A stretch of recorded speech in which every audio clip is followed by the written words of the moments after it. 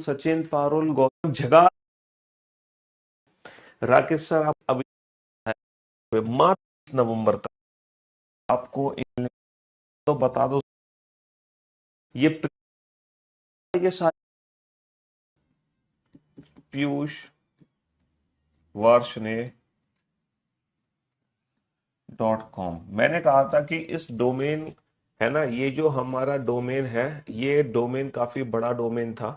तो reasoning by Piyush Varshney .com को हमने छोटा कर दिया है। अब आप लोग sscreasoning.com से भी है ना वेबसाइट को सर्च कर सकते हैं, sscreasoning.com।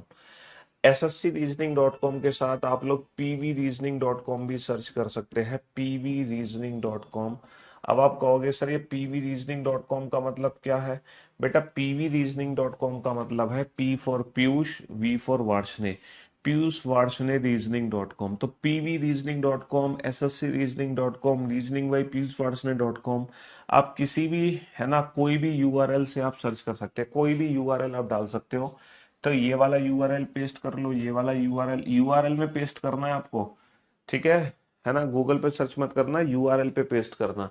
आप pvreasoning.com यूआरएल से भी सर्च कर सकते हो, है ना। रेलवे रीजनिंग .com से भी सर्च कर सकते हो, रेलवे रीजनिंग ठीक है। आप चारों में से कोई भी यूआरएल यूज कर लो, आप चारों में से कोई भी यूआरएल यूज कर सकते हो, reasoning by pswarsne.com, sscreasoning.com, pvreasoning.com और railwayreasoning.com। पीवी के बाद बेटा डॉट नहीं है, पीवी के बाद डॉट नहीं है, pvreasoning.com, पीयूष वार्ष्णे रीजनिंग.com, ठीक है। इनमें से कोई भी यूआरएल आप यूज कर सकते हो, ठीक है।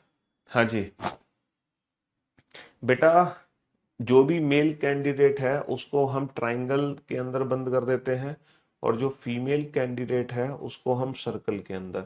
ये मेल और फीमेल को रिप्रेजेंट करने के सिंबल है, ये मेल और फीमेल को रिप्रेजेंट करने के सिंबल है। ये फाउंडेशन बैच है, जी हाँ, ये फाउंडेशन बैच है, एडवांस बैच मत समझना, बिल्कुल zero to basic to advance सारी चीजें इस बैच के अंदर कराई जाएंगी, बेसिक टू एडवांस।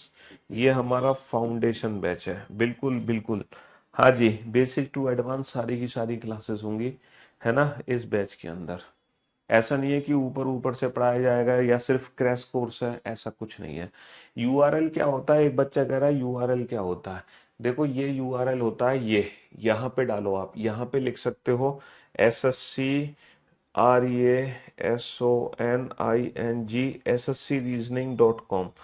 यूआरएल में आपने लिखा SSCreasoning.com और उसको सर्च कर दिया। जब आप सर्च करोगे तो हमारी वेबसाइट ओपन हो जाएगी।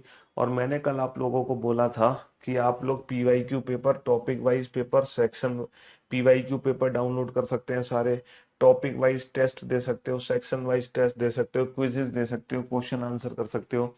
और मैंने कहा था कि लीडर बोर्ड में आपके जो है ना स्कोर है वो ऐड होता चला जाएगा। तो भैया कल मेरे को देख के मजा आ गया, बहुत सारे बच्चों ने लॉगिन किया, तो बहुत सारे बच्चों का लीडर बोर्ड यहाँ पे रिप्रेजेंट भी हो रहा है। तो कल कल बेटा यहाँ पे जो लीडर बोर्ड बना हुआ है, जैसे अभी जो नंबर 1 पोजीशन पर है बच्चा, वो है शुभजीत विश्वास। शुभजीत विश्वास है, ये नंबर 1 पोजीशन पर है लीडर बोर्ड में ना। टॉप 3 बच्चे रिप्रेजेंट होंगे, ठीक है। ये आज का लीडर बोर्ड है, ये वीकली लीडर बोर्ड है आपका। वीकली लीडर बोर्ड की अगर हम बात करें तो ईश्वरनाथ सिद्ध नंबर 1 पोजीशन पर चल रहा है। आज नंबर 1 पोजीशन पर कौन है? शुभजीत विश्वास, है ना। और मंथली अगर लीडर बोर्ड में देखता हूं तो ईश्वरनाथ सिद्ध है, जिन्होंने 508 पॉइंट ले रखे हैं। अनुराग सिंह सेकंड प्लेस पर है, इंस्पेक्टर मोहित थर्ड प्लेस पर है ना। कल कपिल विजय दुबे भी थे फर्स्ट पोजीशन पर। तो ये बच्चे हमारे लीडर बोर्ड वाले हैं, और ये वो बच्चे रहेंगे जो हर महीने के लास्ट में इन बच्चों से मैं पर्सनली कांटेक्ट करूंगा। हर महीने के लास्ट में ना ये जो बच्चे होंगे ना, इन बच्चों से मैं पर्सनली कांटेक्ट करूंगा, पर्सनली कांटेक्ट। ये जो टॉप 3 स्टूडेंट होंगे इनसे पर्सनली कांटेक्ट मेरा होगा। चाहे इनको मैं बुक्स दूं, चाहे मैं इनको अपनी टीम में जोड़ूं, मतलब इनसे 1 to 1 मेरे कांटेक्ट में रहेंगे ये बच्चे। तो हर महीने में टॉप 3 स्टूडेंट को उठाया करूंगा अपने लीडर बोर्ड से, समझ रहे हो? हाँ जी, क्योंकि मंथली लीडर बोर्ड आ रहा है तो हर महीने हम एक बच्चे को जरूर उठा, कल 3 बच्चों को जरूर उठाएंगे, टॉप 3 स्टूडेंट्स को। तो लीडर बोर्ड पे आप मार्क्स कैसे ले सकते हो? आप मार्क्स ले सकते हो टॉपिक वाइज टेस्ट देके, सेक्शन वाइज टेस्ट देकर, क्विजेस देकर, क्वेश्चन आंसर कर कर आप कुछ भी करो बेटा, स्टोरी डालोगे आप, फिर कहीं भी कुछ भी करोगे ना इस वेबसाइट पे, आपको मार्क्स मिलते रहेंगे, बस आप लॉग इन कर लेना। चलिए साहब, क्वेश्चन को हिंदी में कर सकते हैं आप, उसमें लैंग्वेज चेंज करने के भी ऑप्शंस हैं, ठीक है ना। उसमें लैंग्वेज, जब आप टेस्ट दोगे ना, कोई भी सेक्शनल टेस्ट दोगे, तो आप इंडिविजुअल क्वेश्चन की लैंग्वेज को चेंज कर सकते हो, ठीक है। हाँ जी। तो राकेश सर की बेटा लाइव क्लासेस होंगी, लाइव क्लासेस होंगी राकेश सर की। तो कल हम लोगों ने सीटिंग अरेंजमेंट किया, परसों भी किया था, उससे एक दिन पहले भी किया था। सबसे पहले हमने बेसिक चीजें पढ़ी इस चैप्टर के अंदर, फिर हमने जाना कि पहले व्यक्ति को बैठाओ और उससे रिलेटेड हर व्यक्ति को बैठाते चले जाओ। अगर पॉसिबिलिटी आती है तो कल हम लोगों ने पॉसिबिलिटीज बनाना भी सीखी थी। कल हम लोगों ने वो भी क्वेश्चन किया था जिसमें तीन तीन अरेंजमेंट बननी थी हमारी। कितनी अरेंजमेंट बननी थी? तीन तीन अरेंजमेंट बनी थी, ठीक है। पॉसिबिलिटीज बनाना भी कल हम लोगों ने सीख लिया, और टोटल 8 क्वेश्चन हम लोगों ने कर लिए। कितने क्वेश्चन कर लिए? 8 क्वेश्चन। अच्छा, अभी तक हम जितने भी क्वेश्चन कर रहे हैं, सारे के सारे जो क्वेश्चन है वो सर्कुलर फॉर्म के क्वेश्चन है। सारे के सारे जो क्वेश्चन है वो सर्कुलर फॉर्म के हैं। हमने अभी तक एक भी ऐसा क्वेश्चन नहीं किया जो सर्कुलर फॉर्म से बाहर हो। समझ रहे हो? सारे क्वेश्चन हम सर्कुलर फॉर्म के कर रहे हैं अभी। अभी रो वाले क्वेश्चंस की हमने शुरुआत ही नहीं करी। और अभी जो हम सीटिंग अरेंजमेंट कर रहे हैं वो बैंकिंग लेवल की स्टार्ट नहीं हुई है। जब बैंकिंग लेवल की सीटिंग अरेंजमेंट स्टार्ट होगी तो मैं आपको बता दूंगा। अभी बेटा बैंकिंग लेवल को छोड़कर बाकी जितने भी एग्जाम्स हैं, उन एग्जाम्स की सीटिंग अरेंजमेंट की प्रैक्टिस हो रही है। बैंकिंग लेवल की सीटिंग अरेंजमेंट अभी शुरू नहीं हुई है। बैंकिंग लेवल की सीटिंग अरेंजमेंट शुरू होने में समय लगेगा, वो इतनी जल्दी शुरू नहीं होगी। पहले जो 7 8 9 क्लासेस होंगी ना, वो बिल्कुल बेसिक लेवल वाली क्लासेस होंगी। बैंकिंग लेवल की रीजनिंग तो बाद में शुरू होगी, है ना।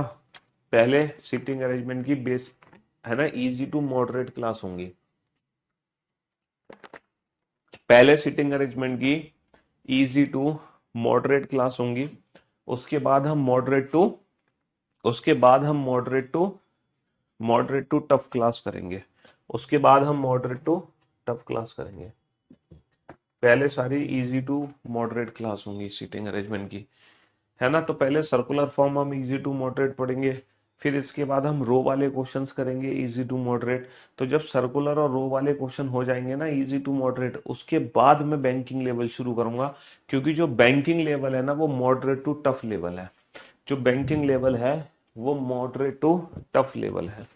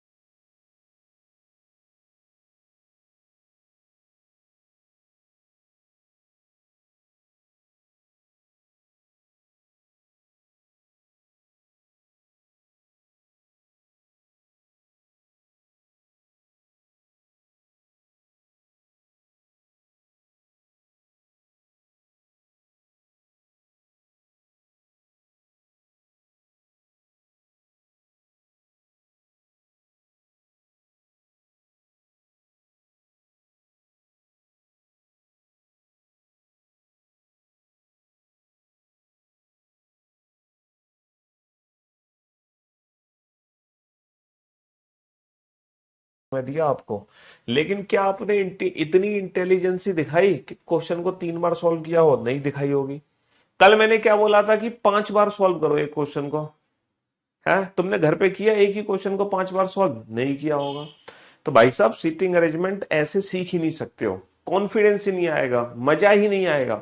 अल्टीमेट मजा लेना चाह रहे हो सीटिंग अरेंजमेंट और पजल में, अल्टीमेट अगर आप मजा लेना चाह रहे हो तो घर पे बैठ के एक ही क्वेश्चन को 3 3 4 4 बार सॉल्व करो, तब अल्टीमेट मजा आएगा। हाँ, गूगल क्रोम में लिंक में सर्च कर सकते हो आप, लिंक में डाल दो sscreasoning.com, pvreasoning.com, reasoning by piyushvarshney.com, railwayreasoning.com। आप सर्च करोगे तो वेबसाइट ओपन हो जाएगी। हाँ जी। चलिए साहब, बेटा यहाँ पर एग्जाम नहीं हो रहा तुम्हारा कि यहाँ पर समय निकला जा रहा है। एक बच्चा कह रहा है सर एग्जाम में इतना समय थोड़ी मिलेगा हमें। अरे बाबू, तुम्हें पेपर में थोड़ी 5 बार सॉल्व करना है। एक बच्चा दिल पे ले गया, वो कह रहा है सर एग्जाम में इतना समय थोड़ी मिलेगा कि पेपर में 3 बार सॉल्व करूंगा मैं क्वेश्चन। अरे मेरे भाई, एग्जाम में तुम्हें 3 बार नहीं करना। हे भगवान, तुम्हें तो एक एक चीजें ना लिख के समझानी पड़ती हैं, साफ साफ चीजें। मतलब हर चीज तुम्हें बतानी पड़ती है, हर चीज। अर्जुन नहीं हो तुम बेटा, अर्जुन, अर्जुन बनो अर्जुन। है, तुम बन गए हो, है। अर्जुन नहीं बनने हो तुम्हें बेटा। चिड़िया की आंख नहीं दिखाई दे रही है तुम्हें, चिड़िया दिखाई दे रही है। चिड़िया पे, चिड़िया जिस पेड़ पे बैठी है वो पेड़ दिखाई दे रहा है, पेड़ पे लगे हुए फल दिखाई दे रहे हैं। उस पेड़ के नीचे जो आदमी टहल रहे हैं वो दिखाई दे रहे हैं तुम्हें, पेड़ के पीछे वाला पेड़ दिखाई दे रहा है, आसमान दिखाई दे रहा है, बादल दिखाई दे रहा है, लेकिन चिड़िया की आंख नहीं दिखाई दे रही। सब कुछ देख पा रहे हो तुम, है। अर्जुन बनो बेटा, अर्जुन। हाँ, समझ रहे हो? क्योंकि जो गुरु द्रोणाचार्य थे वो तो बेटा कौरवों के भी गुरु थे और वो पांडवों को भी गुरु थे। समझ रहे हो? उन्होंने तो कौरवों की भी शिक्षा दी थी, उन्होंने दुर्योधन को भी शिक्षा दी थी, उन्होंने अर्जुन को भी शिक्षा दी थी, है ना। लेकिन अर्जुन जैसा योद्धा जो उनका शिष्य था गुरु द्रोणाचार्य का, वो बाकी कौरवों के 100 कौरव थे, 100 में से एक भी अर्जुन जैसा योद्धा नहीं बना। लेकिन गुरु तो एक ही था, बट शिष्य अलग अलग थे। तो इसीलिए गुरु से ज्यादा महत्व रखता है कि शिष्य क्या मेहनत कर रहा है, शिष्य क्या समझ रहा है। इस चीज को अच्छे से समझना। ये मत समझना कि पीयूष सर तुम्हें मिल गए बस तुम्हारा तो सिलेक्शन हो गया। इस बात में बहुत बड़ी गहराई है। अल्टीमेटली मेहनत आपकी है, अल्टीमेटली सिलेक्शन आपका है। मैं तो बेटा उन सब का गुरु हूं जो एग्जाम में फेल हो रहे हैं, जो एग्जाम में पास भी हो रहे हैं, जो एग्जाम में फेल भी हो रहे हैं, है ना। इसीलिए थोड़ा सा, हाँ, चीजों को जब समझाए तो समझो। जब तुम्हें इतना समय मिला तो कुछ बच्चे ये कमेंट्स करने में व्यस्त थे कि सर नेक्स्ट क्वेश्चन, सर कहाँ रह गए, चाय पी रहे हो, नहाने चले गए सर, फ्रेश होने चले गए, सोने चले गए, क्या करने चले गए। लेकिन तुमसे ये नहीं हुआ, चलो जब तक सर नहीं आ रहे हैं तो इसी क्वेश्चन को 3 बार सोल्व कर लेते हैं हम। एम ओ के बाएं तीसरे स्थान पर है, एम किसके थर्ड लेफ्ट पर है, ओ के। तो सबसे पहले ओ को बैठाओ, जहां मर्जी वहां बैठा दो ओ को, पहले व्यक्ति को मैं कहीं भी बैठा सकता हूं। इसके बाईं ओर तीसरे स्थान पर कौन है, इसके बाईं ओर तीसरे स्थान पर एम है, इसका थर्ड लेफ्ट, हमारा लेफ्ट। तो बेटा 1 2 3, इसके बाईं ओर तीसरे स्थान पर कौन है, एम है। डॉक्टर जो है एम के तुरंत दाईं ओर है, एम के तुरंत दाईं ओर, एम के तुरंत दाईं ओर कौन है, ये डॉक्टर साहब है, सुई लगा देंगे। और एम जो है वो रिपोर्टर नहीं है, एम भाई साहब रिपोर्टर नहीं है, M is not a reporter. R P के दाएं चौथा है। देखो अगर जब 8 व्यक्ति बैठते हैं तो दाएं चौथा और बाएं चौथे का मतलब होता है एक दूसरे के विपरीत, एक दूसरे के विपरीत, एक दूसरे के विपरीत, समझ रहे हो। तो आर पी के विपरीत है, ना तो आर ना ही पी एम के निकटतम पड़ोसी हैं। आर और पी में से कोई भी, आर और पी में से कोई भी एम के साथ नहीं है, समझ रहे हो। लेकिन आर और पी को एक दूसरे के विपरीत बैठाना है, तो अगर आर और पी एम के साथ नहीं आएंगे तो डेफिनेटली अगर आर यहाँ है तो पी यहाँ आएगा, और अगर आर यहाँ है तो पी यहाँ आएगा, है ना। बाकी आर और पी कहीं नहीं आ सकते, बाकी आर और पी कहीं नहीं आ सकते। टी एक शिक्षक है और डॉक्टर के दाएं तीसरा है। T teacher is third to the right of doctor, doctor के थर्ड राइट में 1 2 3।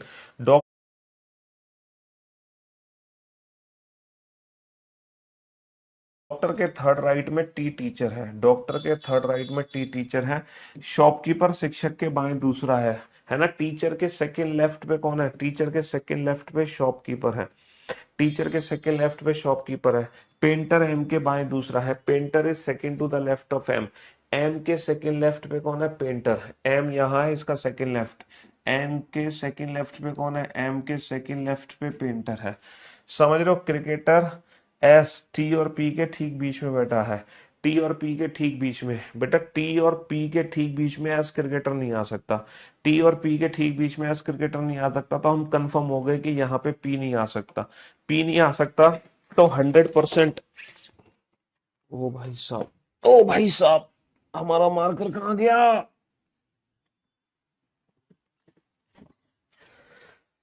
शिट। टी और पी के बीच में एस क्रिकेटर आएगा, तो बेटा यहाँ पे पी नहीं आ सकता, यहाँ पे कौन आएगा? पक्का आर आएगा। टी और आर, तो पी जो है वो ये बनेगा टी और पी के बीच में। टी और पी के बीच में एस क्रिकेटर है। टी और पी के बीच में एस क्रिकेटर है।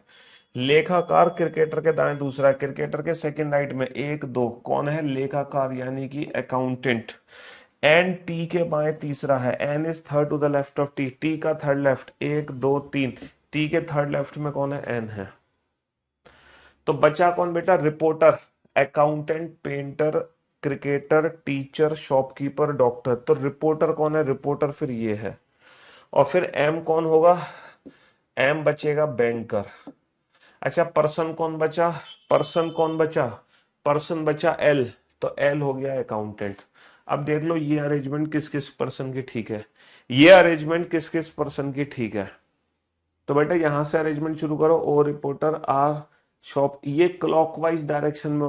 ये जरूरी नहीं है कि ओ तुम्हारा नीचे बैठेगा, ओ ऊपर भी हो सकता है, लेकिन ओ से जब तुम क्लॉकवाइज काउंट करोगे ना, तो ओ के बाद आर आना चाहिए, ओ के बाद आर, आर के बाद एन आना चाहिए, एन के बाद एम, एम के बाद एल, फिर पी, फिर एस, फिर टी। तो ये आपकी क्लॉकवाइज रोटेशन होनी चाहिए ओ से शुरू करते हुए। O, R, N, M, L, P, S, T. O से शुरू करते हुए क्लॉकवाइज डायरेक्शन ये होनी चाहिए आपकी। ओ से शुरू करते हुए क्लॉकवाइज डायरेक्शन ये होनी चाहिए। एम बैंकर नहीं है, सुपरवाइजर है। एक बच्चा कह रहा है एम जो है वो सुपरवाइजर है। चलो एम सुपरवाइजर कर दो, बैंकर की जगह सुपरवाइजर कर दो। बैंकर नहीं है तो सुपरवाइजर होगा। चलिए साहब, बहुत बढ़िया, वेरी गुड जॉब, शानदार जॉब, बेहतरीन प्रदर्शन। अब आपको थोड़ी बहुत फीलिंग आ रही है कि नहीं आ रही है, ये बताओ। अब आप लोगों को थोड़ी बहुत फीलिंग आ रही है सीटिंग अरेंजमेंट को लेकर? है तो ये 10 क्वेश्चन है बेटा, जो सीटिंग अरेंजमेंट के बिल्कुल बेसिक क्वेश्चन थे, है ना। ये 10 क्वेश्चन है, किसके हैं 10 क्वेश्चन? ये 10 क्वेश्चन है बेटा क्लोज फॉर्म के। और ये दसों के दसों बिल्कुल बेसिक, मतलब 10 अरेंजमेंट मैंने आपको करा दी। ये 10वीं अरेंजमेंट है, इससे पहले 9 अरेंजमेंट करा चुका हूँ। तो ये जो 10 अरेंजमेंट मैंने कराई है ना, ये 10 की 10 अरेंजमेंट बेटा क्लोज फॉर्म की बेसिक अरेंजमेंट है। इसके बाद मैं आपको रो की अरेंजमेंट कराऊंगा बेसिक, ठीक है। फिर उसके बाद मैं आपको मेंस के क्वेश्चंस की प्रैक्टिस कराऊंगा। सीजीएल मेंस में कैसे क्वेश्चन पूछे जा रहे हैं, रेलवे में कैसे क्वेश्चन पूछे जा रहे हैं। बनाओ इस क्वेश्चन को फटाफट से।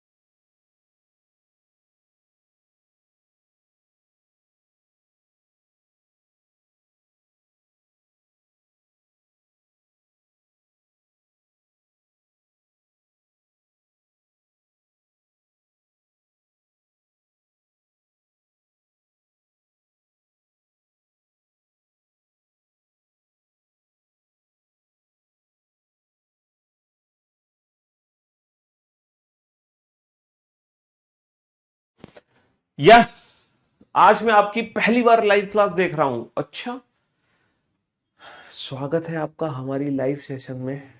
बताओ क्या पियोगे, चाय, पानी, ठंडा, गरम है? क्या पियोगे, कॉफी? क्या लाएं आपकी, कैसे सेवा कर सकते हैं हम आपकी, बताएं।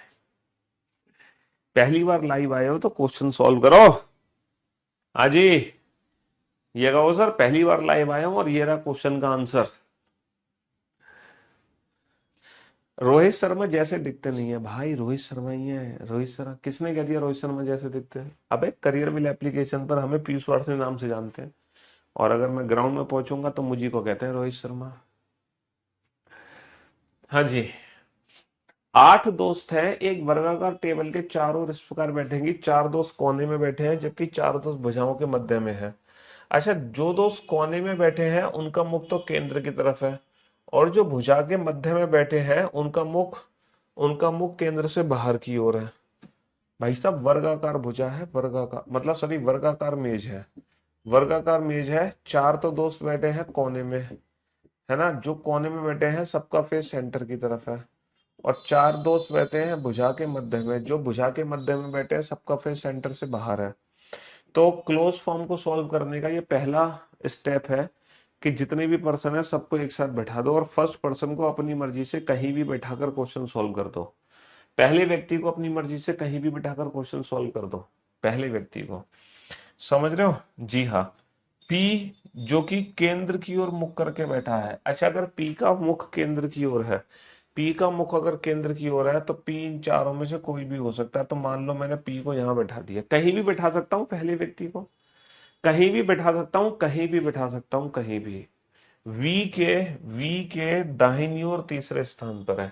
पी जो कि केंद्र की ओर मुख करके बैठा है, ये वी के थर्ड राइट पे है, वी के थर्ड राइट पे। क्या मैं वी को यहां बैठा दूं? सर ये तो वी के थर्ड लेफ्ट पे हो जाएगा, गलत जवाब। क्या मैं वी को यहां बैठा दूं? बिल्कुल सही जवाब, वी को यहां बैठा दो, और वी के थर्ड राइट पे इसका फेस बाहर है, तो इसका राइट इस साइड है, तो इसका दाईं ओर तीसरा, पहला, दूसरा, तीसरा। तो ये हो गया फर्स्ट पॉइंट कंप्लीट, ये हो गया first point complete.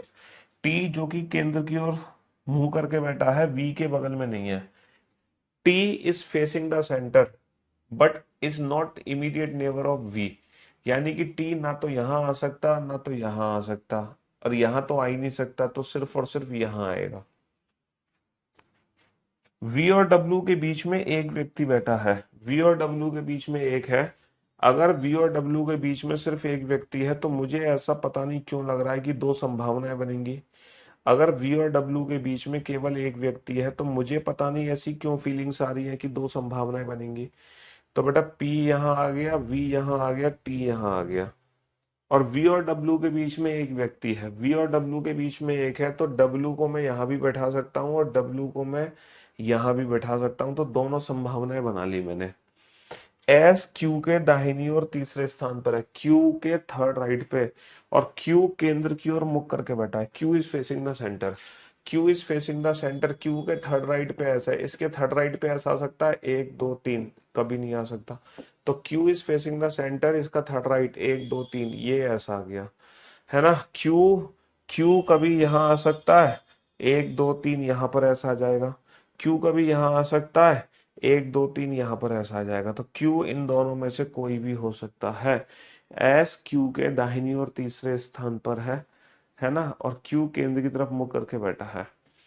Are P के बगल में नहीं है, आर अगर पी के बगल में नहीं है, देखो क्यू के थर्ड राइट पे एस है, क्यू के थर्ड राइट पे ऐसा आ गया, हाँ, क्यू के थर्ड राइट पे ऐसे यहाँ भी आ सकता है, क्यू के थर्ड राइट पे ऐसे यहाँ। हमने कोई पर्सन बैठाने में गड़बड़ कर दी क्या? एक आध व्यक्ति को मैंने कम बैठाया है क्या? कम, मेरे ख्याल से कुछ कम व्यक्ति बैठाए मैंने। पी जो कि केंद्र की ओर मुख करके बैठा है, वी के दाहिनी ओर तीसरे स्थान पर है। टी जो कि केंद्र की तरफ मुख करके बैठा है, वी के बगल में नहीं है। वी और डब्ल्यू के बीच में सिर्फ एक व्यक्ति है, एस क्यू के थर्ड राइट पर है। हाँ, दो संभावना है क्यू की। आर पी के बगल में नहीं है, आर अगर पी के बगल में नहीं है, कुछ तो गड़बड़ है। मेरे मेरे ख्याल से फिर इसकी एक और पॉसिबिलिटी बना लो। आर पी के बगल में नहीं है तो आर आ गया यहाँ, आर पी के बगल में नहीं है तो आर आ गया यहाँ। कुछ गड़बड़ हो गई है यहाँ। क्या गड़बड़ हो गई? कौन सा पॉइंट है जो मैं बैठा नहीं पाया? आहा सर, सर ये था ना एस क्यू के, नहीं नहीं नहीं नहीं नहीं नहीं, कौन सा पॉइंट नहीं बैठा पाया मैं? एस को तो बैठाओ, एस को नहीं बैठाया, एस को। पी जो केंद्र की ओर मुख करके बैठा है ना, वी के दाहिनी ओर तीसरे स्थान पर है। टी जो केंद्र की ओर मुख करके बैठा है, वी के बगल में नहीं है। वी और डब्ल्यू के बीच में सिर्फ एक व्यक्ति है। एस क्यू के दाहिनी ओर तीसरे स्थान पर है। क्यू केंद्र की ओर मुख करके बैठा है। अगर क्यू यहाँ है, इसका थर्ड राइट 1 2 3 ये एस है। आर पी के बगल में नहीं है तो आर यहाँ आ जाएगा। कोई पॉइंट छूट रहा है बेटा यहाँ पे?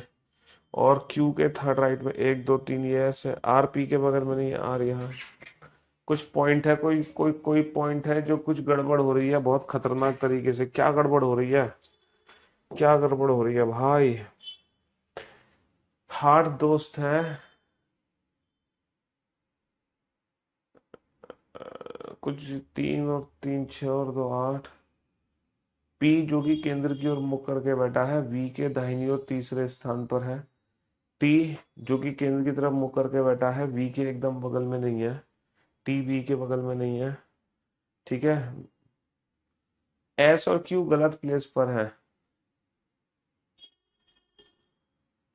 एस और क्यू गलत प्लेस पर है। एस क्यू के दाहिनी ओर, एस क्यू के दाहिनी ओर दूसरे स्थान पर है, दूसरे। मैं बार बार पढ़ रहा हूं उसको, तीसरे स्थान पर, तीसरे। S is second to the right of Q. मैं बार बार उसको third right third right third right बोल रहा हूँ। बेटा ये एग्जाम में देखो गड़बड़ होती है, एग्जाम में यही गड़बड़ होती है कि लिखा कुछ और है और बार बार हमारा जो दिमाग है ना वो कुछ और समझेगा। बार बार हमारा दिमाग कुछ और समझेगा। एस क्यू के सेकंड राइट पे है, सेकंड, और बार बार मैं उसको थर्ड राइट बोल रहा हूँ। वो सेकंड राइट पे है और मैं बार बार उसको थर्ड राइट बोल रहा हूँ। ये गलती बार बार हो रही थी हमसे। ठीक है, यही गलती एग्जाम में होती है कि लिखा कुछ और होता है और हमारा दिमाग बार बार उसको पढ़ कुछ और रहा होता है। तो सबसे पहला जो पॉइंट था वो ये था, पी जो कि केंद्र की ओर मुख करके बैठा है, वी के थर्ड राइट पे है। पी जो कि केंद्र की ओर मुख करके बैठा है, वी के थर्ड राइट पे है। दो पॉसिबिलिटी बनेंगी, इसलिए मैंने दोनों संभावनाएं बनाई थी। टी जो कि केंद्र की ओर मुख करके बैठा है, वी के बगल में नहीं है टी, है ना, वी के बगल में नहीं है टी, है ना। वी और डब्ल्यू के बीच में एक है, तो एक बार डब्ल्यू को यहाँ बैठाओ, एक बार डब्ल्यू को यहाँ बैठाओ। एस क्यू के दाहिनी ओर दूसरे स्थान पर, क्यू के सेकंड राइट पे एस है और क्यू का फेस केंद्र की ओर है। क्यू को मैं यहां नहीं बैठा सकता क्योंकि क्यू के सेकंड राइट पे एस नहीं आ सकता। क्यू को मैं यहां नहीं बैठा सकता क्योंकि क्यू के सेकंड राइट पे एस नहीं आ सकता। तो डेफिनेटली क्यू, क्यू के सेकंड राइट पे एस आ गया। इसकी जरूरत ही नहीं है हमें, क्यू के सेकंड राइट पे एस आ गया। है जरूरत है, क्यों नहीं है जरूरत? जरूरत है, जरूरत है। अच्छा, क्यू को मैं यहां नहीं बैठा सकता क्योंकि क्यू के सेकंड राइट पे एस नहीं आ सकता। तो डेफिनेटली क्यू, क्यू के सेकंड राइट पे एस आ गया, क्यू के सेकंड राइट पे एस आ गया। ठीक है, आर पी के बगल में नहीं है और आर को हमें पी के बगल में ही बैठाना पड़ेगा। ये अरेंजमेंट गलत हो गई।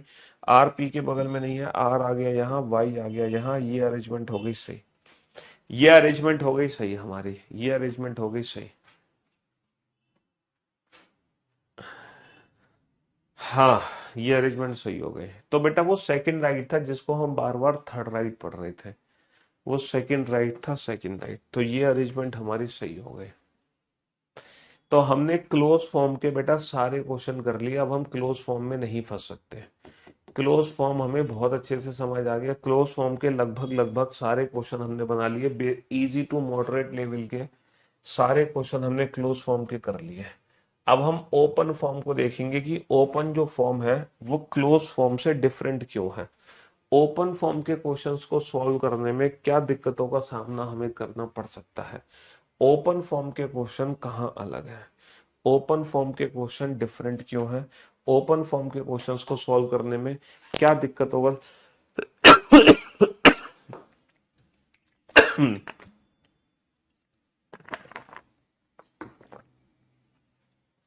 एक बच्चा कह रहा है कैसे समझेंगे कि पॉसिबिलिटी बनेगी। शुरू से आने दो। हाँ तो बेटा तुम कौन थे? अर्जुन, नहीं नहीं, तुम अर्जुन नहीं हो, तुम दुशासन हो। हैं? आप कौन हो? दुशासन। चलिए बिल्कुल शुरू से आने दो। बच्चा कह रहा था कि तुम्हें कैसे पता चला था कि पॉसिबिलिटी बना ली, बिल्कुल स्टार्टिंग से आने दो। हाँ, तो बात उस समय की है जब तुम पैदा हुए थे। इतने भी पीछे जाने की जरूरत नहीं है। बात उस समय की है जिस दिन तुमने ये बैच लिया था, उतना भी पीछे मत जाओ। बात उस समय की है जब ये क्वेश्चन शुरू हुआ था। बस थोड़ा सा पीछे चले जाओ, 5 मिनट पीछे, है ना।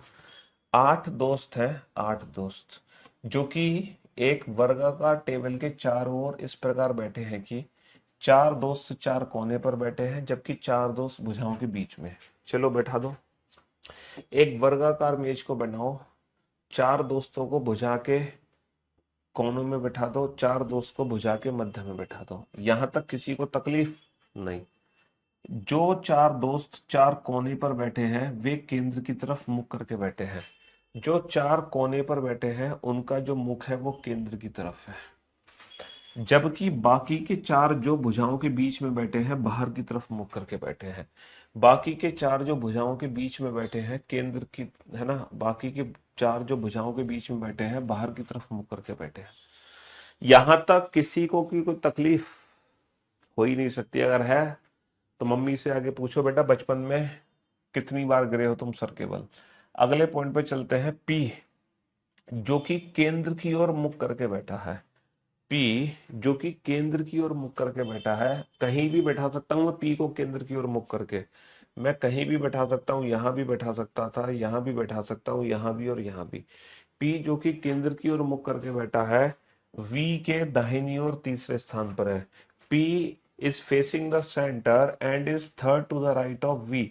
ये वी के थर्ड राइट में है, ये वी के दाहिनी ओर तीसरे स्थान पर है, तो वी को मैं यहां बैठाऊंगा, तभी तो ये वी के दाहिनी ओर तीसरे स्थान पर आएगा। 1 2 3, है ना। टी, जो केंद्र की ओर मुख करके बैठा है, वी के बगल में नहीं है।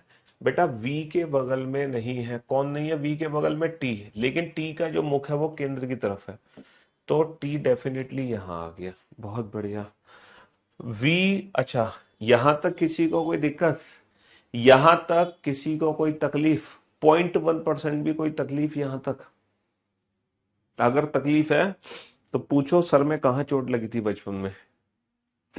अगला पॉइंट, वी और डब्ल्यू के बीच में सिर्फ एक व्यक्ति है।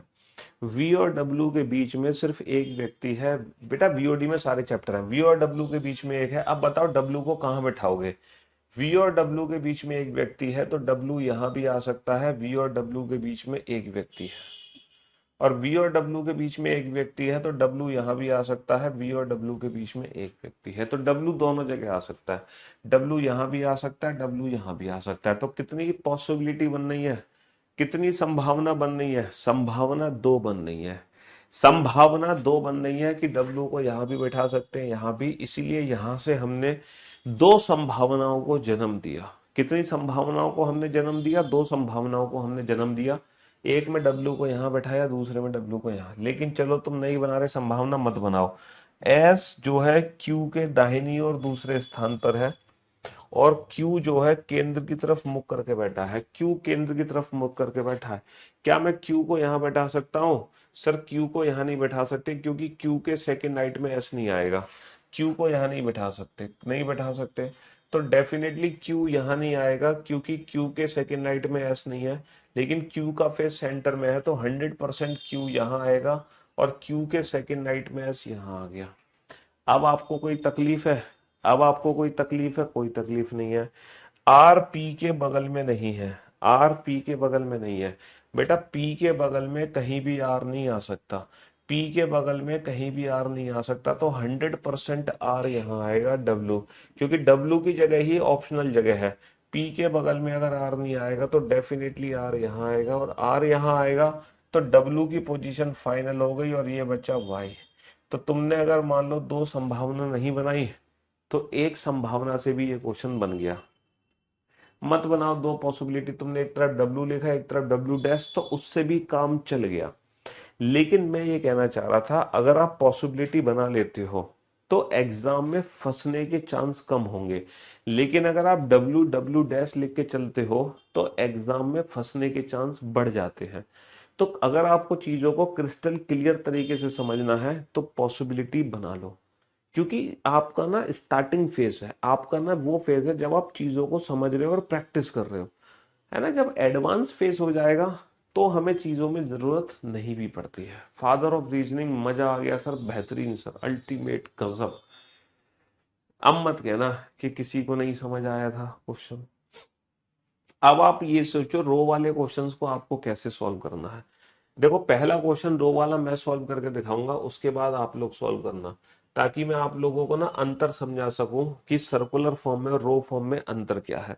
पहला क्वेश्चन मुझे सॉल्व करने दो, मुझे सॉल्व करने दो, बाकी क्या आप सॉल्व करना। 10 व्यक्ति हैं, ABCDEFGHIJ are sitting in 2 rows with 5 person in each row in such a way that 1 person in the first row sits exactly opposite and facing a person in the second row। ठीक है, okay.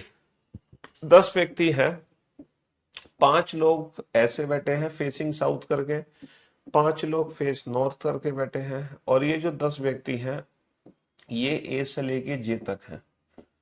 ठीक है, अच्छा। Question में given है members of the first row are facing north, जो पहली पंक्ति है वो नॉर्थ की तरफ फेस करती है।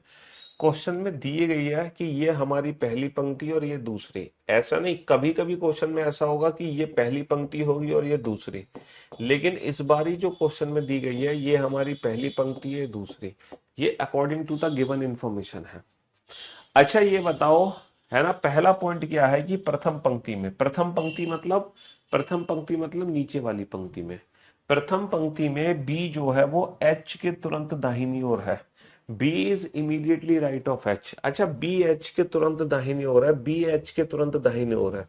तो जैसे मैं क्लोज फॉर्म में पहले व्यक्ति को मैंने अपनी मर्जी से बैठाया था, उसके बाद सारे व्यक्ति बैठे थे, लेकिन क्या ओपन फॉर्म में मैं अपनी मर्जी से एच को कहीं भी बैठा दूं? अपनी मर्जी से कहीं भी बैठा दूं? सर ओपन फॉर्म में तुम अपनी मर्जी से नहीं बैठा सकते पहले व्यक्ति को। तो ओपन फॉर्म में क्या होता है कि हमें हर व्यक्ति को ना अलग अलग करके बैठाना है। जैसे बी एच के तुरंत दाहिनी ओर है ना, तो सिंगल पर्सन एच को बैठाओगे, अकेले व्यक्ति को एच को, और इसके इमीडिएट राइट हैंड पर किसको बैठाओगे? बी को। अच्छा मैं एक चीज बता दूं, जिसका फेस नॉर्थ में है उसके राइट लेफ्ट हमारे अकॉर्डिंग होते हैं, है ना। ये हमारा राइट होगा और ये हमारा लेफ्ट होगा।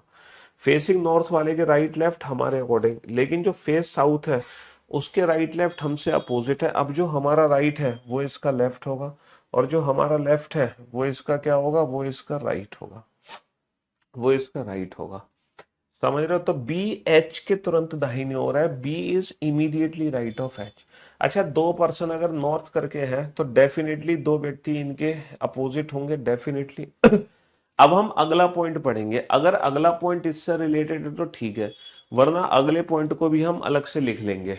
जो कीवर्ड किसके लिए है? जो कीवर्ड बेटा एच के लिए है, एच डी के ठीक सामने है। हु वर्ड किसके लिए है? हु वर्ड एच के लिए है। H sits exactly opposite to D.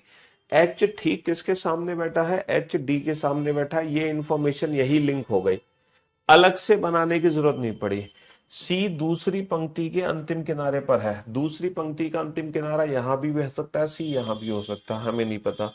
और डी के बाएं दूसरे स्थान पर है। C is second to the left of D. इस पॉइंट को मैं अलग से बनाऊं या इसमें जोड़ दूं? सी डी के लेफ्ट पर है, सर इसमें जोड़ दो। अब इसका लेफ्ट क्या होगा? सर इसका लेफ्ट होगा हमारा राइट।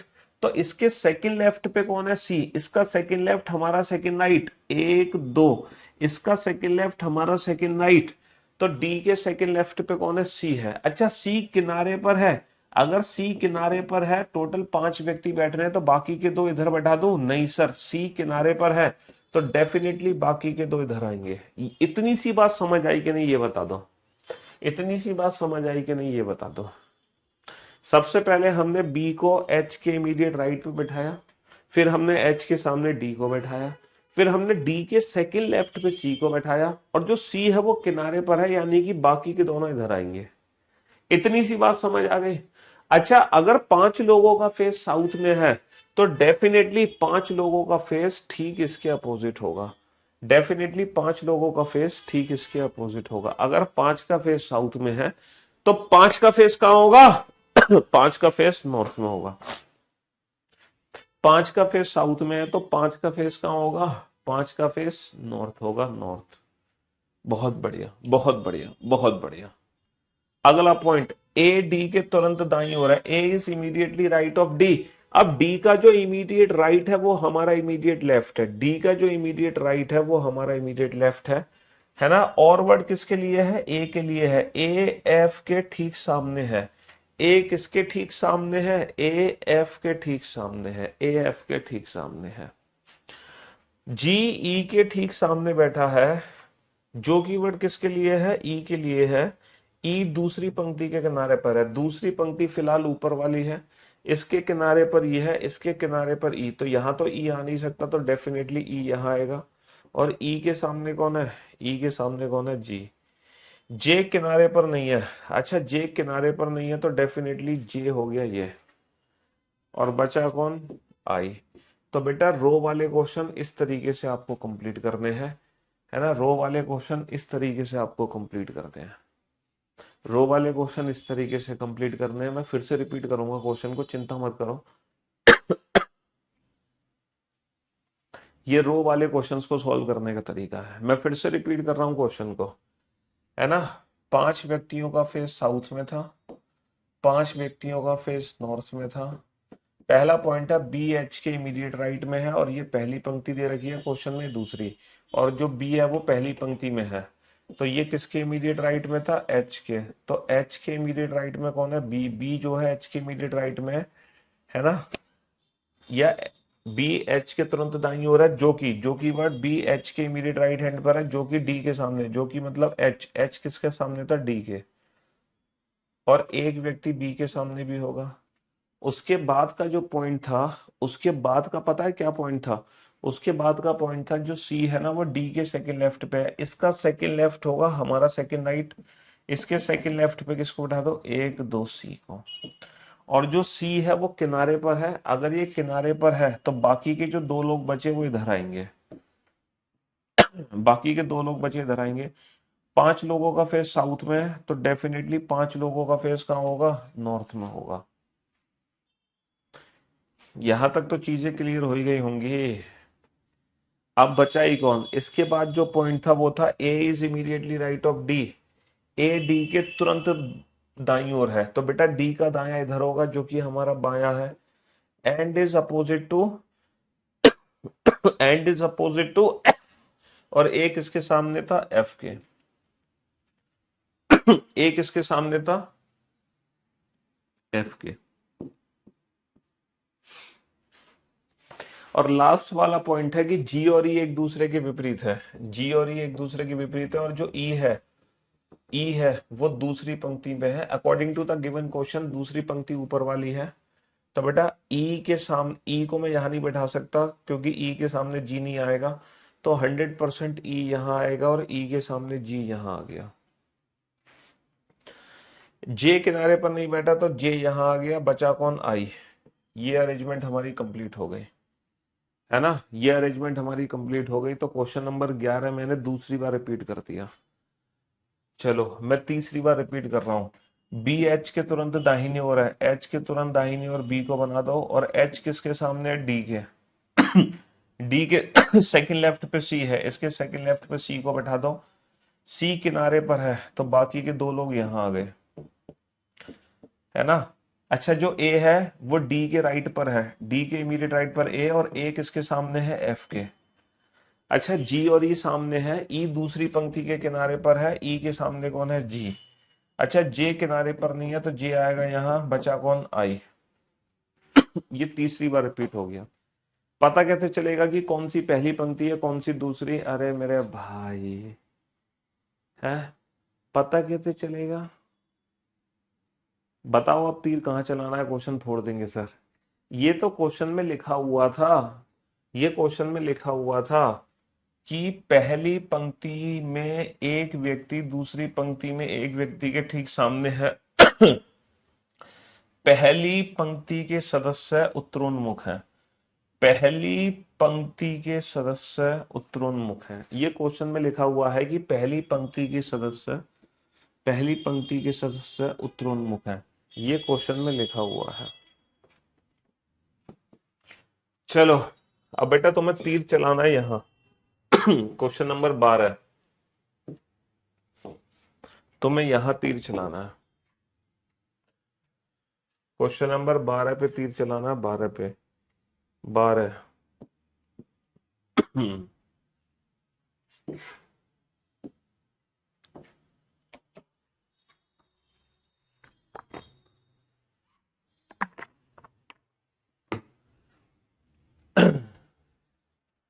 पहली बार लव आई हूं सर, पहली बार लव आई हो या लाइव आई हो? चलो टाइपिंग एरर है, कोई बात नहीं, टाइपिंग एरर। हाँ, पहली बार लाइव आए हैं, स्वागत है आपका हमारे बैच में। अब हम आपको लड्डू तो खिलाएंगे नहीं, लेकिन ये क्वेश्चन जरूर सॉल्व करके दिखाओ आप। फटाफट से। चीख चीख के गला खराब हो गया हमारा। लेकिन तुम्हारे चूल्हे की लकड़ी जल नहीं रही है, गीली हो गई है, गीली सारी।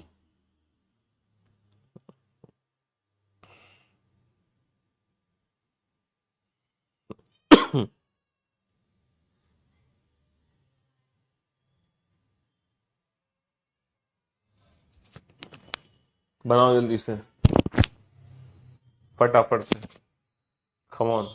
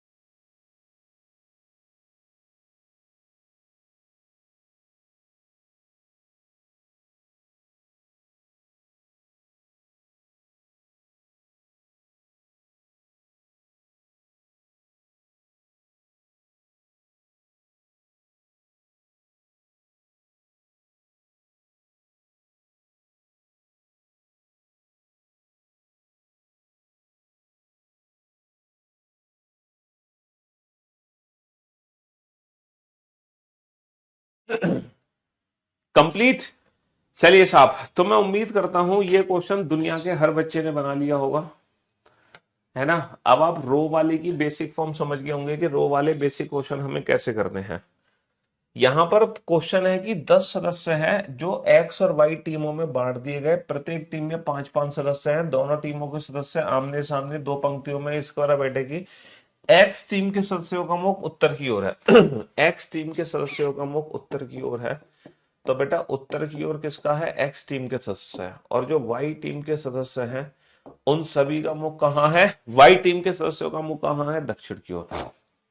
ठीक है। जो डी है वो ए के दाहिनी ओर तीसरे स्थान पर है। अब हमें नहीं पता मैं ए को कहां बैठाऊं, ए वाई टीम का सदस्य है या फिर ए एक्स टीम का सदस्य है। तो हमने दो संभावनाएं बना ली। पहले ए को मैंने वाई टीम का सदस्य माना, और डी जो है ए के दाहिनी ओर तीसरे स्थान पर है। D is third to the right of A का राइट हमारा लेफ्ट, 1 2 3। और जितने व्यक्ति फेस साउथ करके बैठेंगे उतने व्यक्ति फेस नॉर्थ। और दूसरी संभावना में मैंने माना कि ए का फेस नॉर्थ में है। ए का थर्ड राइट 1 2 3, ए के थर्ड राइट पे डी है, और 4 लोगों का फेस हो जाएगा साउथ की तरफ, है ना। और वर्ड किसके लिए है? और वर्ड है बेटा डी के लिए। डी जो है वो जी के एकदम सामने है। डी किसके एकदम सामने है? डी जी के एकदम सामने है। दोनों ही संभावनाएं हमारी सही है।